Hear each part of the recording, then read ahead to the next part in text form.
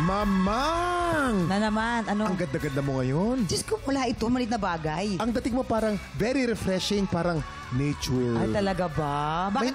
May naalala kong isang bagay sa nature. Ano yan? Ay! Mustasa. Parang mustasa. Salamat. Ay, ikaw din naman, nature na nature Hey, ka. ano mamang? Oo. May lupa.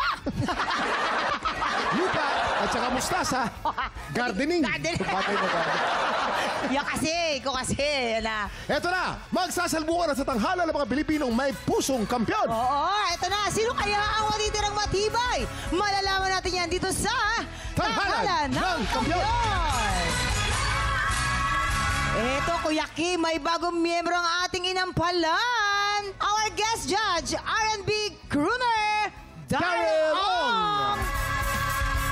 Queen Dam Diva, Jessica Villarubin. Ganda-ganda oh. And OPM hitmaker, Renz Verano. Ayan na sila. Daryl, ano ba ang hinahanap mo sa isang kampyon? Ako, ang hinahanap ko sa isang kampiyon ay ang authenticity. Authenticity. Iba yun Yung pagiging totoo sa artistry nila, how they interpret a song. No? Yung pala. Kilalanin na natin ang dalawa nating kalahok. Ang una, Jane Wynn Melo. At Wilson Puerano. Sila ang sasabak sa Unang Banggaan! Meron kang nakakatuwang kwento nung sumasali ka pa sa contest dati. About to sa sinasakyan nyo papunta dun sa competition na yun. Yung papa ko is pedicab driver. So yung means of transportation namin pag kumokontest po kami is yung bisikleta. Oh! Minsan isang gabi, meron yung 2 or 3 contest magkaiba't ibang barangay. So pagtapos kumanta dito, nagbibisikleta kami papunta sa kabilang barangay. Magsabay-sabay po kaming sumasali magkakapatid. Yung ginagamit ng papa ko is yung pedicab para marami sila sakay. Okay. Tapos kaming mga malalaki, nagsisingle kami. Minsan ba kalaban mo yung mga kapatid mo sa competition? Yes po. Sino yung nananalo? Ako po. ang nakakatawa po kasi, pag sumasali kami sa contest, lahat kami magkakalaban. Tapos iba-iba po yung apelidong ginagamit namin para hindi po maano na magkakapatid. Hindi mapili, pero isa lang Yes yung crowd po. na tagapalakpak. Yes. Alam ko, ibibigay mo talaga ang iyong puso. Good luck sa'yo. Thank you po. Luck. Jane Wynn! Diba? Jane Wynn. Ano kaya ang power na masasabi ng ating inampalan? Tanongin natin. Mag-share ako sa inyo kasi. Ano yun? Si Jane Wynn ay Bisaya. I know her. Dahil kasabayan ko po siya sa contest sa Cebu. Ay, wow. Pinsan natatalo po ako ni Jane Wynn. Pero ate na po siya sa akin. Nagko-contest kami dalawa. Sa mga Nag-meet kami. And I'm happy to see you here! Nice to see you again po. Madalas yung mga contest sa probinsya, may mga gamo-gamo minsan. Hoy, na-try ko yan! Nakalunok. Nalunoko ang gamo-gamo. Yung Matindi. pagkanta ko, bumirit ako, syempre. Ganyan, Ha! Ay, pumas. Sabi- Ganyan. Wala, hindi na ako nakanta. Umiyak na ako, just umexit na ako. Okay, mag-comment na ako. No. Ay, oo nga pala. Yep. Ate Jane Wynn, alam mo, perfect song choice. Alam mo what made you unique? Yung kapal ng boses mo. Tsaka yung bitaw ng mga high notes mo, napakagaling. So for me, happy ako sa performance. Nindot, nindot. Ano yung nindot? Ano yun? Maayo. Ayaw, mahusay, magaling. Okay. Jane Wynn, powerful voice. Lyrics, malinaw na nasasabi. Pero dynamics mo ang hinahanap ko. Huwag puro power. Kailangan medyo iparamdam mo yung hugot ko minsan. Kailangan meron akong maramdaman na bulong. Kailangan meron maramdaman na whisper. Huwag naman puro power. Yan. Nakaka-pressure pala dito. Pati ako natututo sa sinasabi ni Sir Renz eh. Diba? Oo. Pero ang isa sa mga pinakauna kong natutunan, Ayusin mo yan, ha? para pala tumaas ang boses ko, kailangan kong kumain ng gamo-gamo. Oo, kasi Jessica tumaas yung boses. Okay, Feeling ko yung gamo-gamo yun. Champion, ha? Parang nandito pa siya sa loob. Anyway, Jane Wynn, sa pangalan mo pa lang, winner na. May win, di ba? Ayan. And siguro ang mako-comment ko lang, all throughout the song, na naririnig ko na yung kapal ng boses mo is consistent siya all throughout. So I believe na naging authentic ka sa kung ano talaga yung tunog ng boses mo. And congrats. Ayun naman pala. Thank you po. Maraming salamat sa ating mga inampalan. Ang tanong, anong score kaya ang ibibigay ng ating inampalan? Ang sa performance nga imong ipakita karon, ang stars nga ako ihatag nimo kay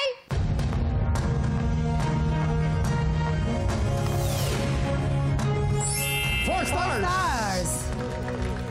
Genuine, ang stars ko para sa'yo ay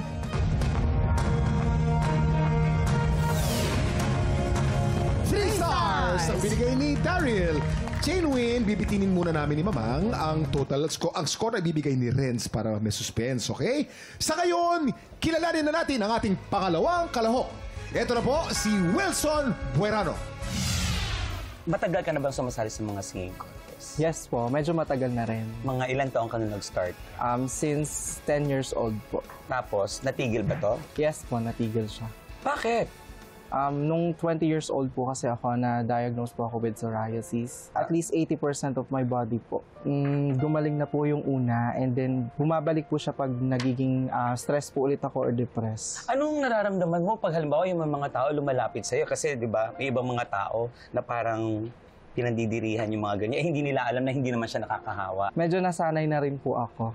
Okay lang po sa akin po kasi is laban lang as long as kaya mo naman dalahin at i-overcome yun through my talent. Yun po yung ginamit ko. Yun, di ba? Kaya naman, ang wish ko sa'yo, galingan mo mamaya. Thank you po.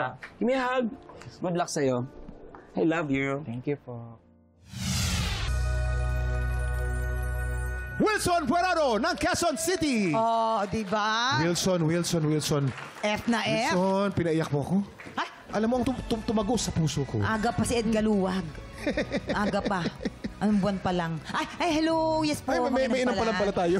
Ano kaya masasabi ng ating inampalan? Abang pinapanood kita while listening to you, you can really feel the pain, the emotion. Yes. Na-feel ko talaga, Tito. Tama. So, na-deliver mo ng maayos yung song, ang ganda ng pagkakanta mo, yung build-up mo to verse sa chorus, parang dito ako bibigay, dito ko ipapower yung voice ko. Nagustuhan ko yun. At yung falsetto mo sa dulo, napaka-smooth. Good job, congratulations. Yes. Maganda yung pigil na pigil. Ang tawag ko dun sa boses nung pag-control mo, yun nasa likod nung iyong vocal box. Parang nag-aantay lang kung kailan ibubuga. Hinaluan mo ng konting nasal, which is good. Yung medyo luhod mo, maganda yon. Yan. Maganda yon. Yan. Kuya Kim, pwede na. Boses na lang. Ayun, ang problema. Hindi tayo kulang. Hindi ako masyado makarelate sa sinabi ni Sir Renz na mga movement kasi nakapikit ako all throughout the performance niya. Kasi nga, kasi puyat ako. Kaya Ayun. Hindi. Kasi unang word pa lang, napapikit ako dahil naramdaman ko agad yung emotion niya, kung paano niya kinanta yung kanta. And isa lang masasabi ko, nabitin ako. Sana mas mahaba pa yung kanta. Kasi ang galing-galing mo. Yan. Anong score kaya ang ibibigay ng ating inampalan? Ang ibibigay ko sa iyong stars ngayong araw ay... 4 stars! Ang binigay ni Renz. May kataasan. Ito naman ang bilang ng mga bituin para sa iyo, Wilson.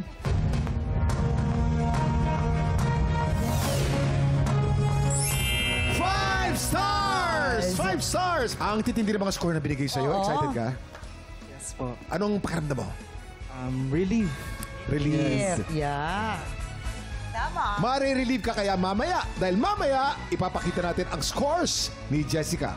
So far, si Genuine po ay merong 7 stars at si Wilson naman po ay may 9 stars. Tiktropa, baka ikaw na ang susunod na kampiyon sa kantahan. Panoorin po natin to. Tinatawagan ng mga Pilipinong may tapang ng kampyon at boses ng kampyon.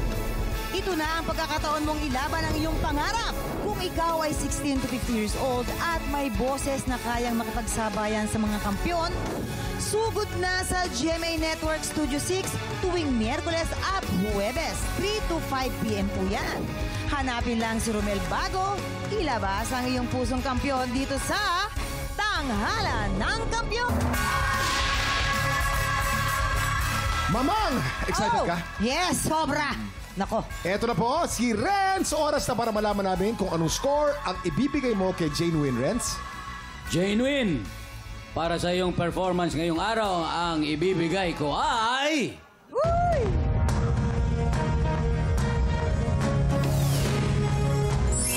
Three stars! Si Genuine po ay may total na 10 stars. Jessica, ano namang score ang bibigay mo kay Wilson? Wilson, dahil pinakitaan mo kami ng madamdaming performance, ang stars na ibibigay ko sa'yo ay...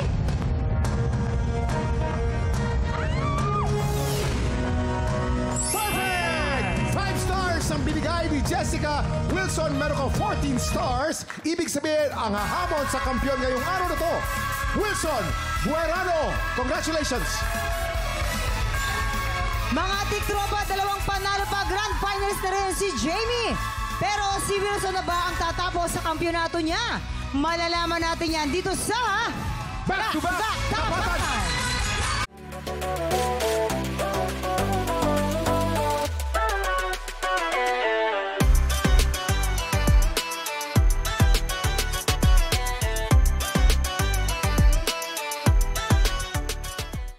Tiktropa, pinanood mo hanggang sa dulo itong video na ito? Abay, very good ka!